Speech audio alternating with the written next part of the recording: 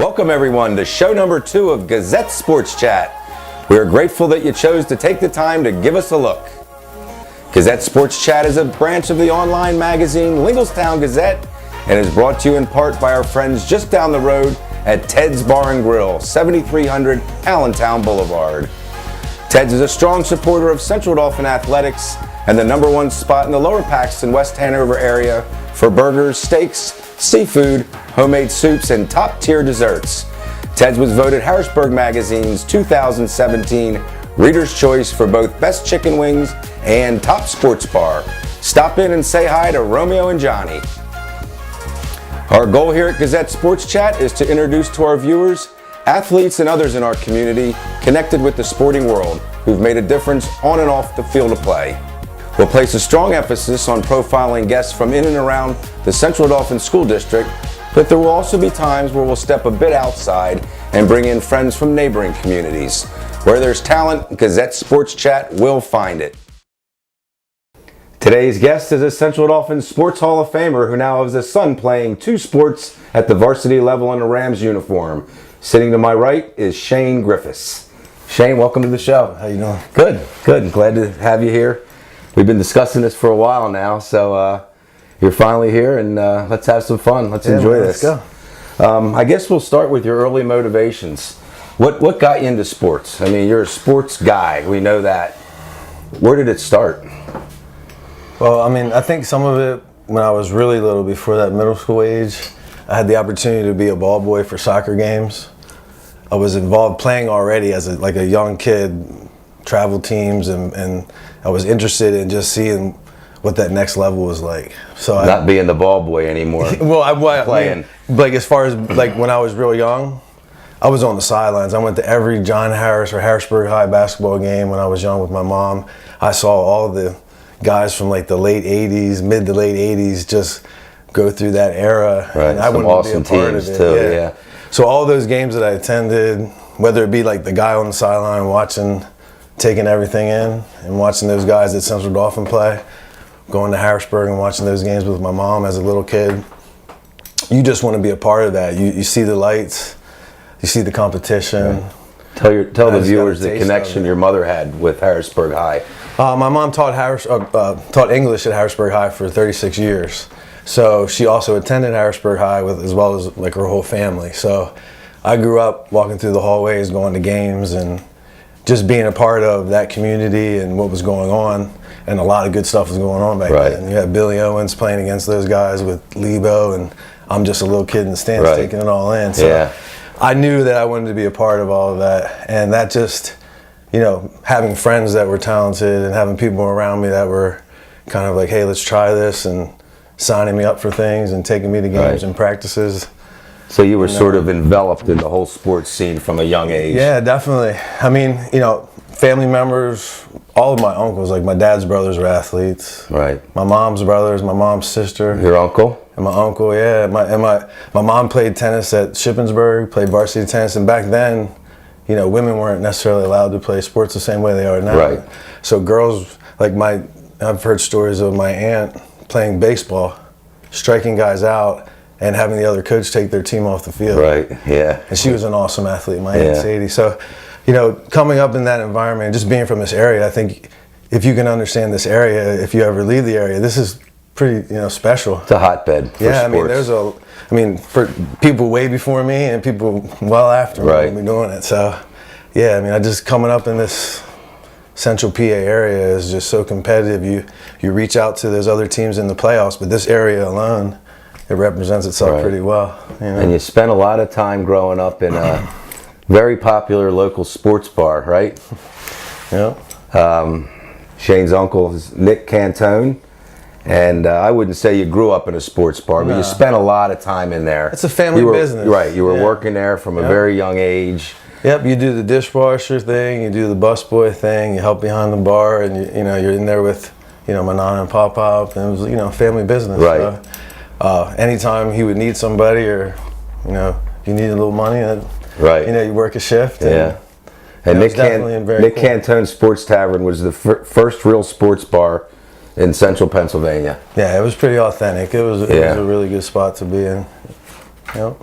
Okay, so tell us about Central Dauphin High School. I mean, I mentioned earlier that you're a sports Hall of Famer at Central Dauphin, which you probably didn't realize once you graduated that it was going to turn out that way. Sure. Because it took years. Sure. Until you were contacted. Mm-hmm. But you played 4 sports? Yep. How many varsity letters? 13 varsity letters, 12 or 13. I can't remember exactly, but right. I don't know if, I think my sophomore year of basketball I did get, so it was like 13 varsity letters. So, in 8th grade is when it all kind of came together for me. I was in a situation where I was allowed to play. My parents finally let me play at Holy Name, so I got to play football for real with shoulder pads and tackling and not just in the backyard. And then at the same time I was playing junior high soccer.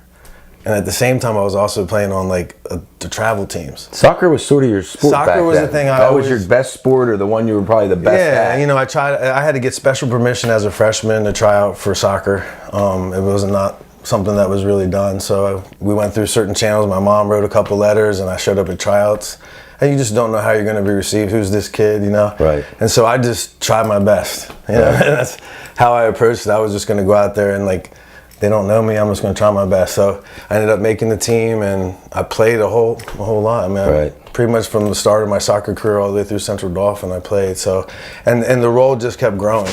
So, and you parlayed that golden leg into a football career then, right? Yeah. I guess you didn't realize you were going to end up using that leg in a different sport, right? Exactly. But what's crazy is that year at Holy Name, the same kid who held the ball for me there held the ball for me in high school. Wow. Same guy the same guy who played quarterback with me almost that entire team went on to play together. Yeah. The mix of a couple other guys, but you see me kick a field goal in high school and you don't realize we've been together since. Yeah. You should have had it down by that time, right? So yeah, it's pretty cool, and it gave me honestly I wasn't allowed to kick. They didn't let me onto the teams until my sophomore year, so that was the whole turning point. Coach Mock and some other people allowed that to happen, that leave your soccer practice, go kick in football practice, and be that going here and there guy. And he let me do it, and thankfully, I mean that first year he let me do it. I kicked junior varsity and varsity just to get practice. Right. I was kicking varsity and I did a lot of cool stuff, but I was also going to junior varsity games and kicking, because you could show up for the end of practice, you're not getting a lot of work in. So I just would go to as many games as I could. Right. Yeah, so I mean, giving me that opportunity gave me the opportunity to get my education. So, I had to go to a prep school after high school. I don't know, because I just didn't have the SATs and some of the grades I needed, and just things weren't together yet. People mature differently, and things come at you differently. So, one day a teacher put a couple of prep school things on my table, flipped through a few of them, and that ended up being. But you knew what path you had to take. Definitely, yeah. You embraced it. Sure. And you did it. Yeah. I mean, not everybody is the 1600 on the SAT and the 4.0 student. We all have our strengths, and all of our weaknesses. But I was able to have people, again, there were teachers who worked with me to take those tests to get me in the place to go to that academy and then on to college. So there were definitely, obviously you work really hard. Right. And you have people that are supporting you, but I mean, more importantly, you have people supporting you, my family, all the people around me, my friends, teachers that were pulling for me. So at the same time you're walking through, I can remember going to my geometry classes every day and seeing a poster on the board, point whatever % go on to play college D1, 0.00% play pro. And every day I walked in and I'm proving that wrong. Yeah. So, and that was my motivation there too. Any little thing I could get for motivation, So you ended up where for college? I ended up ultimately getting a scholarship at Morgan State. The Bears. Yep. And Morgan State is a black school, pretty much all black school. It's HBCU. Yep. How was that experience? Well, the recruiting process at Milford Academy, there's a huge eye opener. When I was growing up, if you saw kids getting letters and phone calls and contacted by coaches, it was a huge deal. For the viewers, Milford Academy is a prep school, a one-year prep school, and it's pretty much a feeder school or feeder program for a lot of athletes that go on to big-time college, football and basketball, right, primarily. Yep. And then a lot of NFL and NBA players went to Milford too. So that's where Shane ended up between high school and Morgan. Yeah, we had 7 All-Americans on that Milford team. Wow. And 19 guys went D1 and 30 went on to play college football. So, and 3 were NFL guys. 1 was a first-round pick.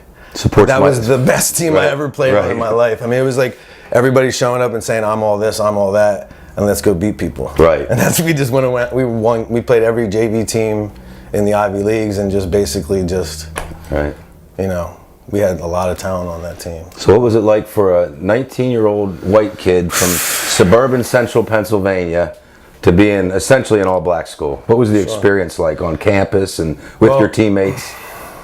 I mean, here's another a thing that happened in my life that was fortunate for me was the guy who recruited me was also from Harrisburg. And I didn't know it at the time, he never told anybody, but he was Shippensburg's first 1,000-yard rusher, Ricky Diggs, and he was a guy who offered me the scholarship. And he kind of, every school that I went to, you know, they give you different offers, you get a different feel.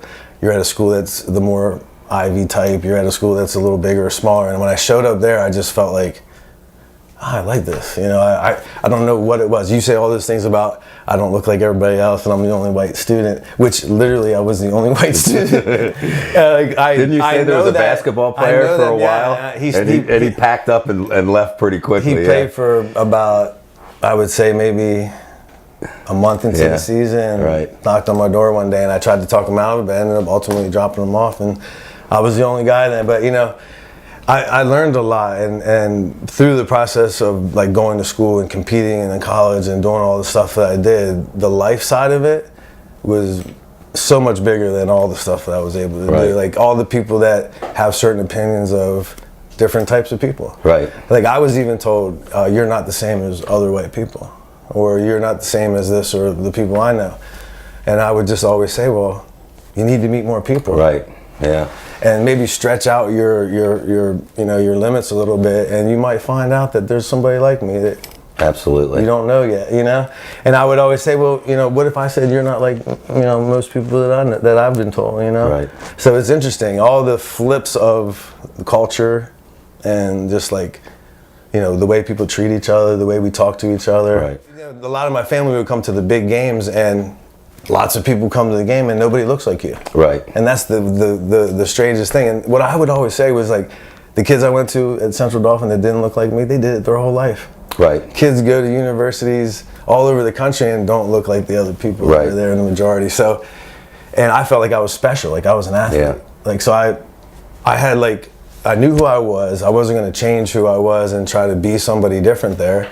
You know, you can either accept somebody, you can, you know, be fake and phony and you'll be found out. Or you just be authentic and real, and then people can respect you or not. You know, okay, one more Morgan story. I didn't warn you that I was going to ask you about this one. The banquet, your senior season football banquet. They're giving out awards. You had your family down there, right? You're gonna try to get me. Well, this is a great story. And they get to what, the very end? Handing out the MVP, team MVP award. So my mom was really sick. She had been dealing with something, we just weren't sure, and she wasn't like healthy. So she was heartbroken that she couldn't come to this banquet. And my dad, you know, he was like, well, I can come, you know, it was one of those, you know, I didn't think it was just our banquet. You know, we went to him for 4 years. He was like, you know, you'll be fine, you know, that kind of thing. My mom wanted to go, so I pick her up at the bus station. I finally get her there. She takes the bus. I don't know anything yet. I'm sitting at the banquet, like you said. Everything goes through the normal things, and the coach starts talking about this guy who played 2 positions, and because I was a punter and a place kicker. I started out as a place kicker, but then took over punting duties, and started saying these other things about, you know, being an athlete and all these things, and I'm like, this is Otis, like my quarterback, Otis Covington. This dude's awesome. You know what I mean? And we were sitting together. It was like, you know, you're trying to get the Heisman Trophy, and somebody's head goes like that, and the other one goes, what? It was, and I never even expected anything. So it was even more of a shock for him to say my name after saying all those things. And I just was like, whew.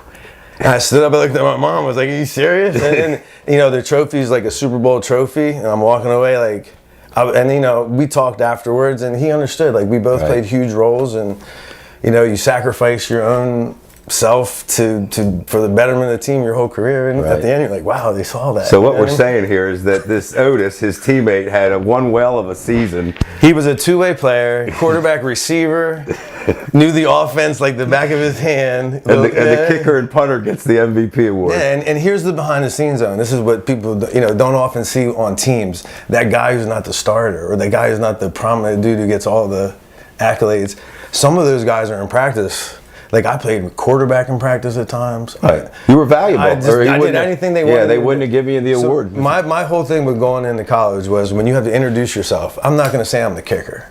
Right. Because then I'm the kicker. Right. You know what I mean? Right. So they looked at me like, who does this guy play? What is he, a quarterback? What is he, like, is he going to play DB, or what's going on? And after I introduced myself, they're like, all right, he's the kicker. Right. But I didn't start that way. You didn't want to identify yourself as the kicker. And then, you make a big tackle. First game I played in college, I made a big tackle on a guy. And you whacked somebody good, huh? Like a nice kickoff return, and the guy had like player of the week, but I stopped him. It was like a big article. And the little blip was in the kicker got him. Right. Exactly. Everything, but for my teammates, for everybody else, it was the kicker tackled him. Yeah. For my teammates, it was like, we know this guy. Right. So I did everything. They did workouts. I mean, I wasn't the guy grilling and flipping burgers after I did my kicking workout. Right. So.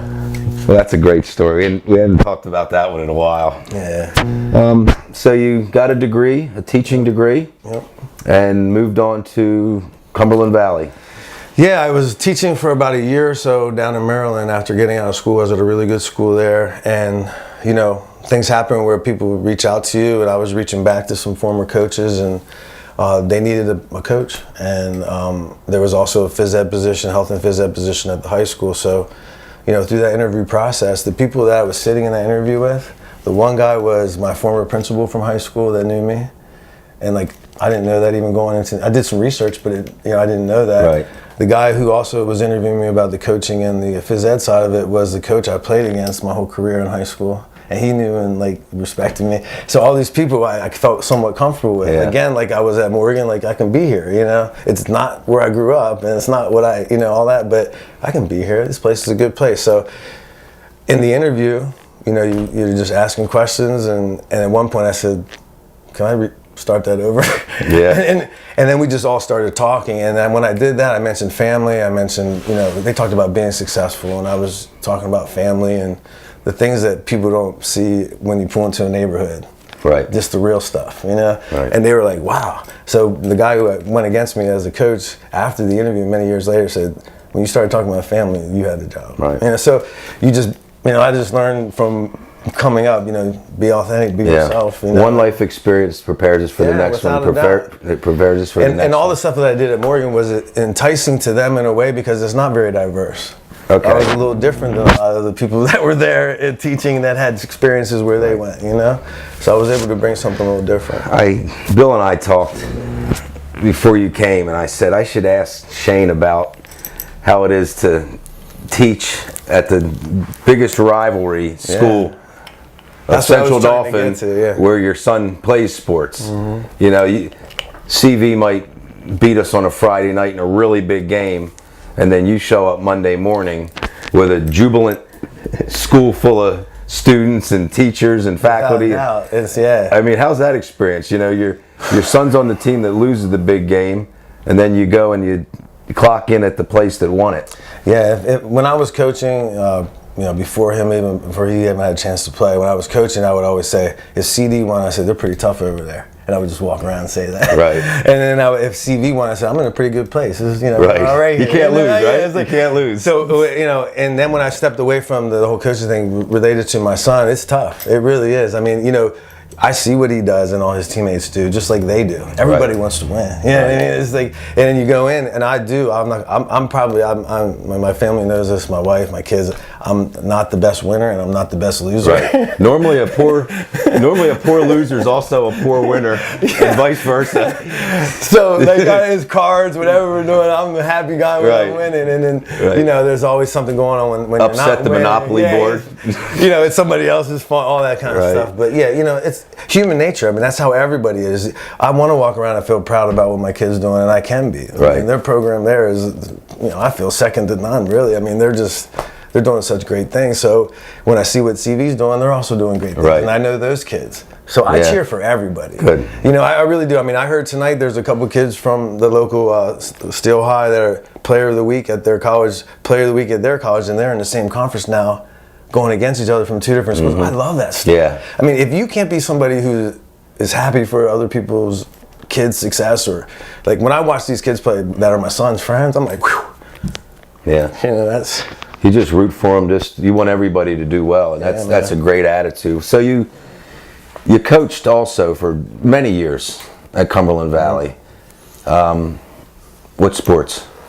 I started out as helping out with the basketball program, and also coaching soccer. So basketball and soccer for about 6 years, fall to winter. Also with the young family, young kids, and all that kind of stuff. So my kids grew up. My son was on my shoulders, and I'm going, get back.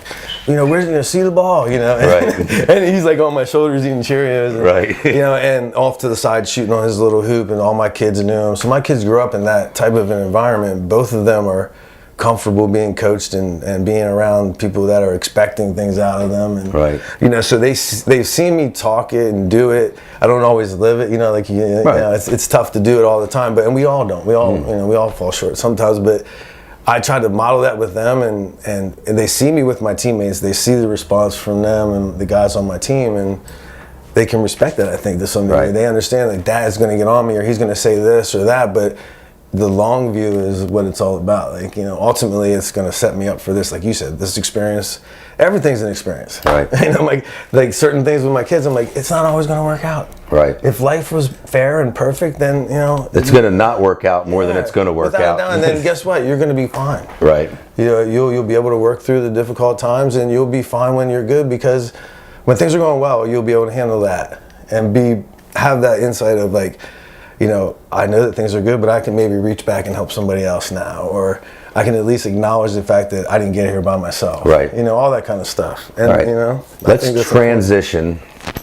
A couple years ago, you were cutting my hair. We'll get to that in a little bit, but and you had been at I guess the summer basketball camp at Cumberland Valley, right? Assisting the head coach, and you were taking your son Mason with you. What did Mason say to you on the way home after one of those days at camp about how he envied that those other players were able to play for you and spend time with you? Yeah, that's that breaking point where I had to make that decision. He could see, like I told you, like when you build that and you have kids around you, he's like, he obviously wants me to be there. And so you have that situation where he wanted to be a part of that. He wanted me to be a part of his life like that, right. You know, like, and, you know, not so much be out there with everybody else, right. You know, so it was a tough decision for me to go into the coach and say, hey, I'm stepping away. And right. This is something I need to do. But, you know, for family reasons, I did it for my family to start, and I stopped doing it for my family. So that's cool. You know what I mean? Like, those were the reasons. Right. So trying not to get choked up, but if it's a situation where, like, I can go to my son's game, like people that I was coaching, their junior or senior boy, they were saying, well, what's your son doing? You know, they knew my kid was getting older. They were, you know, and I was like, oh, he's here. Well, why aren't you there? I'm here with your son. Right. Like, it's tough to be in two places. So when I made that decision, honestly, this is like something you can't make up. And you made it immediately. I mean, the long and the short of it is that after the conversation that Shane and his son had about how his son sort of envied the other kids in your life that you were coaching, you pretty much right away said, when this is over, this season's over, this year's over, I'm stepping away, and I'm going to jump all in to Mason's sports life. Yeah, you know, and when you do something, you want to do it all in. Anything that, if I get up in front and talk in front of parents at a banquet, I'm all in there trying to talk about it, and I get choked up because I'm just thinking about what we did, you know? Right. So it's that's what you're living, that's what you're doing, and that's what it should be. Like, that's how you should be acting. But literally the first game I go to for my son, he's in a Rams uniform. I've got the chills. He's in 7th grade, this little kid basketball game. And I'm like sitting there with my cousins or people around, everybody's there. Her son's playing, everybody's, you know, all this stuff's going on. He has an opportunity at the end of the game after pass here, pass there, to catch the ball and drive to score at the buzzer. makes a buzzer winning shot at the first game I ever go watch him play, like, you know, his real basketball, not the little kid stuff. And because I missed a lot of that stuff, but. If you were still coaching, I would have missed it. I would have missed. I would have been at a practice, and I would have missed that moment in his life. So it was pretty cool. It worked out. And then you coached him for a year in AAU basketball. I helped out. Like, I always helped out. I would leave high school practice and help out a friend that was coaching the kids and run a practice, or show them a defensive thing, or work on an offensive play and say, put this in. But you know, you learn a lot when you do those things and you help out with your own son. Right. You know, I wanted my son to make his own way, and I felt like he was talented enough that I wasn't the guy who was coaching to make my kid play, or to have my kid be on the team.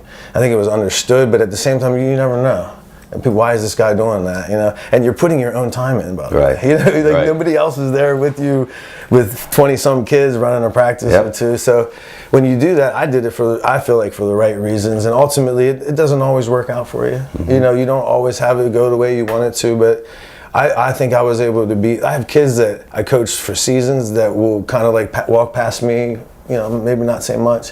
I have kids that I coached for one season on a random help out situation, and I ended up being a coach and assistant, and they see me every day. They're like, hey, what's up? They'll love you forever. That's it. And I had them for a month or two, you know, so you never know when you're going to connect with a kid, whether it be like a little league kid hanging on the fence, waiting to get in, or like a high school kid, you're like, hey man, step it up. You know, and you get into their life a little bit, and you understand, like, hey, we got to do this. How can we get you out there to do that? Because that was my role oftentimes as an assistant, to really get them to do it. Coaches tell you what to do, and the assistants get you to do it. You know what I mean? So I know for me, coaches were very impactful in my life. I mean, I came from a broken home, so without a doubt, they were male role models that I needed, and I can still, 30, 40 years later, remember exactly verbatim what coaches said to me about certain things. No, people should never look at it like I coach a little kid team or a little league team, or I'm just a rec coach. Oh, you have such an impact. Right. Yeah. Yep. All right, let's veer way off path here. We have to talk about this. 10 minutes. We think maybe around 30 years ago, I was friends with Shane's older sister. So I used to be at his house every now and then, and out of nowhere, Shane asked me, "Do you want a haircut?" I said, "From who?" You know, he said, "From me." So he started cutting hair 30 years ago. And how did you get into cutting hair? Tell that real quick. Well, my dad always cut my hair, and then, you know, you're a little kid and they just cut your hair and you walk around the way you look. You know what I mean? And you see pictures like, what's going on here?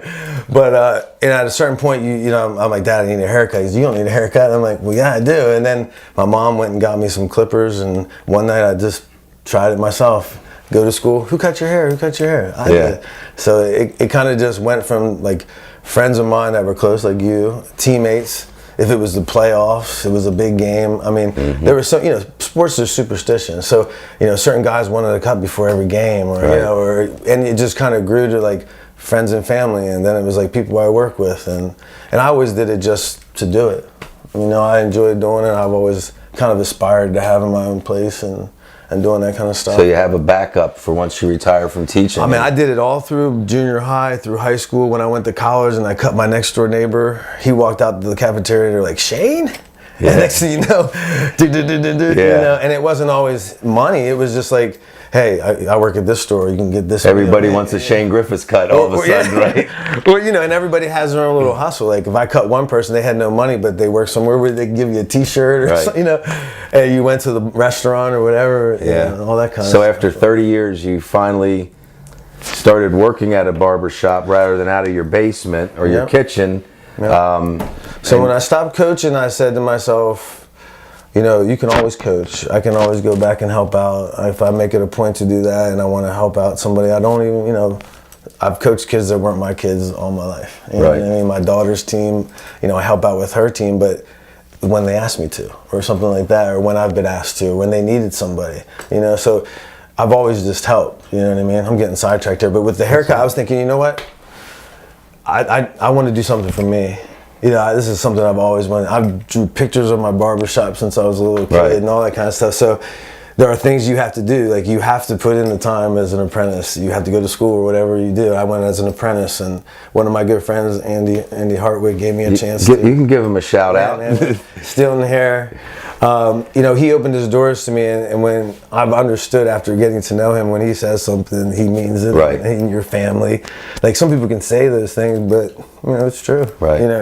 So he gave me that opportunity to kind of not only learn about cutting hair and little things that I would pick up just by watching. That's how I learned everything. With sports, you just watch. We talked about that before. So you see somebody do a different finish on their haircut. Oh, all right, different with the scissors or whatever. So it was nothing really formal, but I really did learn from him the whole business side, which I wouldn't have learned in school. Like the real life business side of things, the day to day, the dealing with customers. It's a great barbershop too. Yeah, it's a place that, like, tonight, the names that walk through that barbershop tonight, it's crazy. The coaches, the former players, like I did some things, and I'm looking at these people like, that's awesome. Yeah, I can't believe this dude's, So he has such a group of people that are connected through him from his coaching and doing all the stuff he's done in his life, that it just was a perfect fit. We're really similar. He's always wanted to kind of teach and coach. I've always wanted to be a barber. Right. We talk really good. And we played against each other growing up. We met each other at the Thanksgiving Day All-Star game, like really met. But I guarded him on the basketball court at times. He was the linebacker, on the field guy. I was the guy that came in and got to kick the ball and all that, but we didn't have those battles. But I knew him. He knew my friends, and the connection there for him to open his doors, I felt meant a lot. And when somebody does that, you can't half-step it, and you can't say, "Yeah, I'll do that." So now you have your barber license. Passed all the the written stuff, and was able to get my license certified, and yep. That's awesome. Yeah. Do you have a future in sports? Other than watching your kids play? You don't have to know. No, it could be one day at a time. It could be to be decided. I'd like to get out and golf with you. That doesn't mean I'm going to be out there doing. No, I actually would like to coach again. I'd love to see my kid. Both of my son and my daughter are very like IQ savvy, like on the field or court. And they understand the game, so I would love to see them do those same things. And kind of like, they don't have to be a coach, but they could do that for their kids or be the little league coach. And, but I could see both of them kind of aspiring to, or doing well with that at least, just because of hearing it as they were young and all that kind of stuff. So I'll live through them. Well, you put yourself in a position where you can make decisions based on what you want to do now. You've already packed a lot of stuff into your short life, and you've come to a point where I know that you're very dedicated to your children and your wife, and I respect that about you. It's that time of life, man. That my kids, they're at a point right now where they're growing up through all the stuff that I was able to do. Right. And you want to have a situation where, like my parents did, that they're in a better place. Right. So that's what we're trying to do. Right? All right, man. Shane, thank you so much. Man. I really appreciate it. You having me. You're a great guest, and I told Bill before we started, this is exactly who we wanted, somebody like Shane Griffiths on the show. Well, so I'm sure you're going to have some really good guests. Thanks for contributing. Man. Yeah, man. Appreciate it. No problem. Oh, God. I got to. Oh, it came back. Cut.